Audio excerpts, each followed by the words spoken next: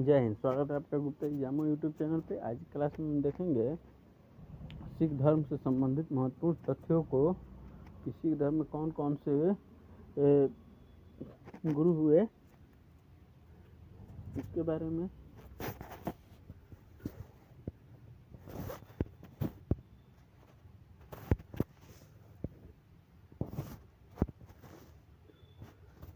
सिख धर्म के लोग गुरु नानक देव के अनुयायी हैं।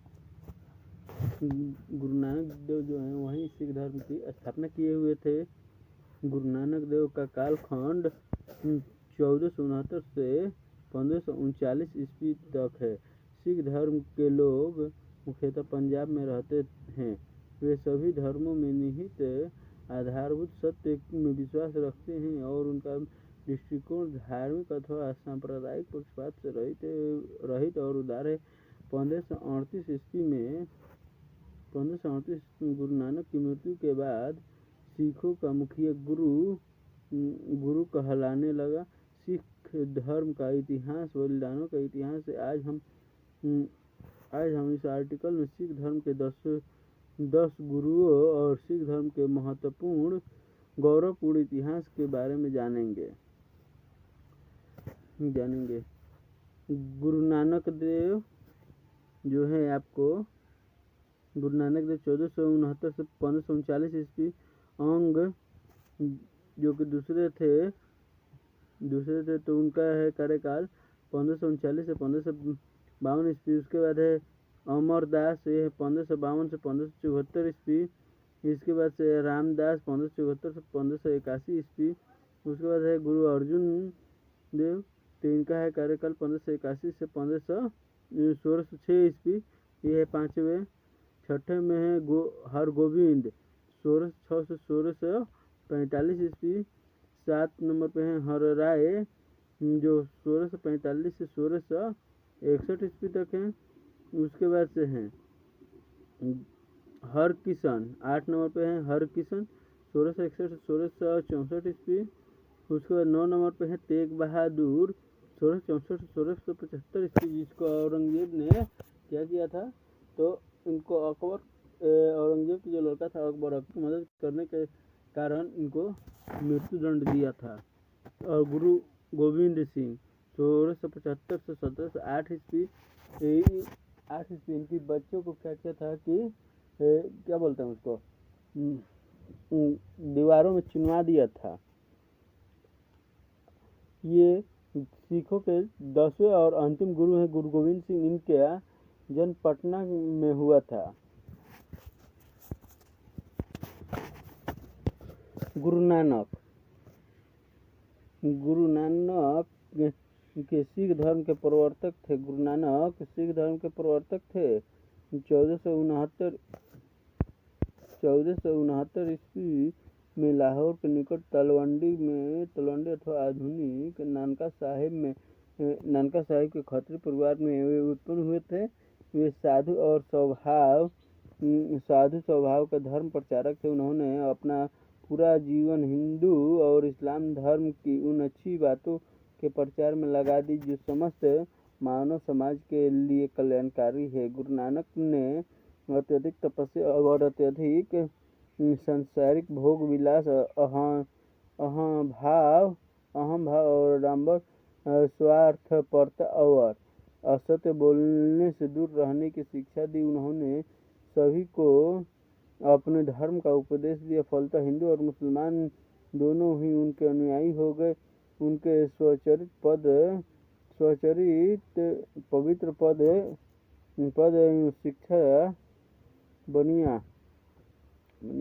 और सिखों के धर्म ग्रंथ साहिब में संकलित। गुरु नानक की मृत्यु 1539 ईस्वी में हुई। गुरु अंगद जो कि 2 नंबर में थे। गुरु अंगद सिखों के दूसरे गुरु थे। गुरु हुए इनको गुरु नानक देव ने ही इस पद के लिए मनोनीत किया था। नानक इनको अपने शिष्यों में सबसे अधिक मानते थे और अपने दोनों पुत्रों को छोड़कर उन्होंने अंगद को ही अपना उत्तराधिकारी चुना।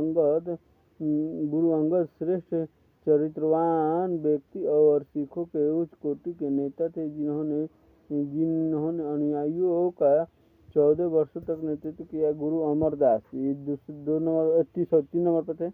गुरु अमरदास सिखों के तीसरे गुरु थे। वे चरित्रवान और सदाचारी थे। उन्होंने सिखों का धर्म प्रचार व्यापक ढंग से किया। गुरु रामदास ये 4 नंबर पर थे। चौथे गुरु रामदास अत्यंत साधु प्रवृत्ति के थे। उन्होंने अमृतसर में एक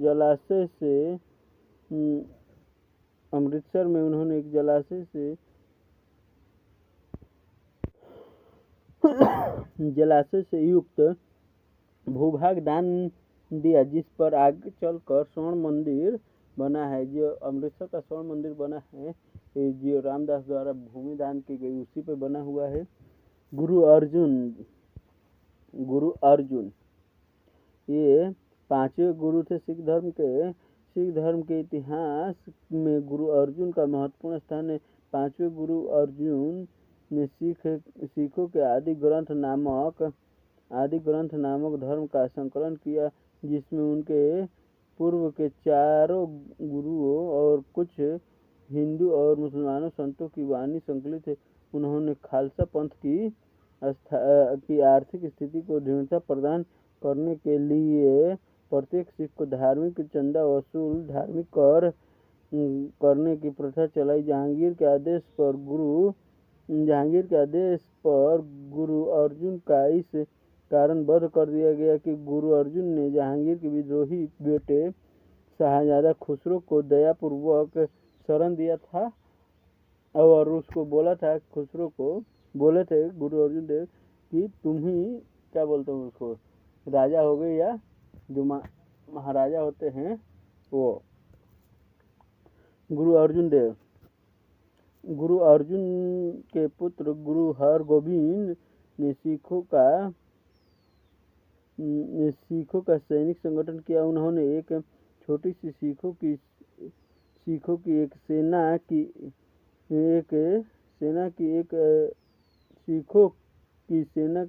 एकत्र की। गुरु अर्जुन ने शाहजहां के विरुद्ध विद्रोह कर एक युद्ध में शाही सेना को हरा भी दिया, किंतु बाद में उनको कश्मीर में पर्वतीय प्रदेश में शरण लेनी पड़ी। 7 नंबर पे हैं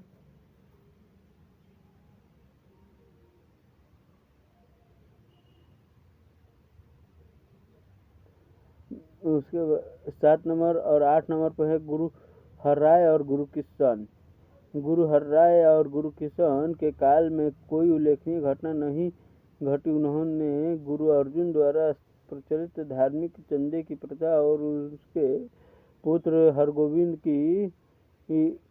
की सैनिक संगठन की नीति का अनुसरण करके खालसा पंथ को भी शक्तिशाली बनाया। गुरु अर्जुन जो कि 9वें गुरु थे, 9वें गुरु तेग बहादुर है, अर्जुन नहीं, तेग बहादुर जो कि 9वें गुरु थे।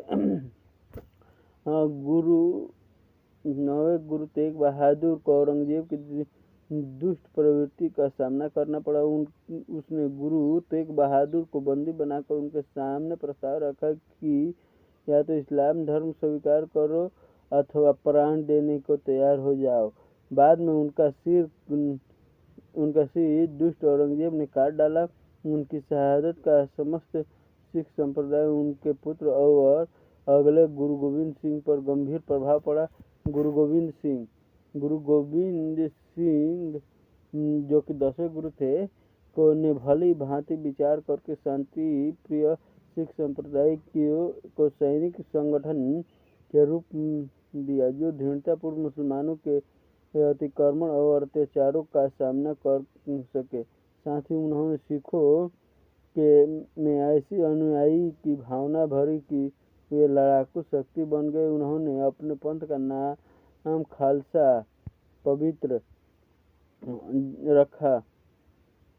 साथ ही समस्त सिख संप्रदाय को एक सूत्र में बांध करके विचार से सिखों के केश, कच्छ, 5 कंकार जो है आपका केश, कक्ष, कड़ा, कृपाण और कंघा 5 वस्तुओं का आवश्यक रूप धारण करने का आदेश दिया। उन्होंने पाहुल प्रथा का शुभारंभ किया, जिसके अनुसार सभी सिख समुदाय जात बंधन तोड़ने के उद्देश्य से एक ही कटोरे में प्रसाद ग्रहण करते थे।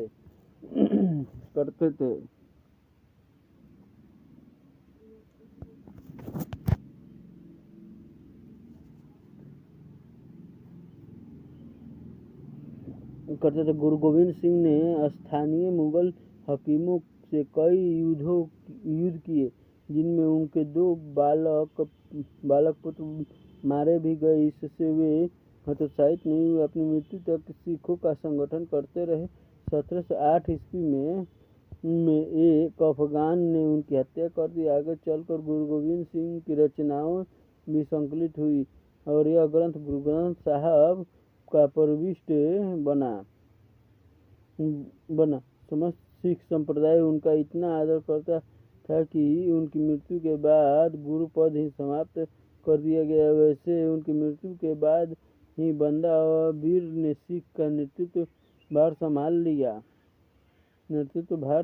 लिया। वीर बंदा के नेतृत्व में 1708 ईस्वी से लेकर 1716 ईस्वी तक सिख निरंतर मुगलों से लोहा लेते रहे, पर 1617 ईस्वी में बंदा वीर बंदी बना लिया गया। बादशाह फर्रुखसिंह 1719 ईस्वी की आज्ञा से हथियारों से रौंदवा कर उसकी निर्मम हत्या कर दी गई।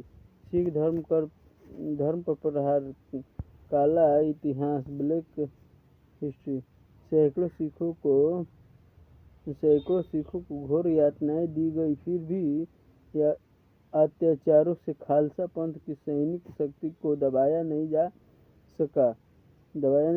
सिख गुरु के अभाव में व्यक्तिगत नेतृत्व के स्थान पर संगठन का भार कई व्यक्तियों के एक समूह पर आ पड़ा, जिन्होंने अपनी क्षमता और योग्यता के अनुसार अपने सहकर्मियों का संगठन किया।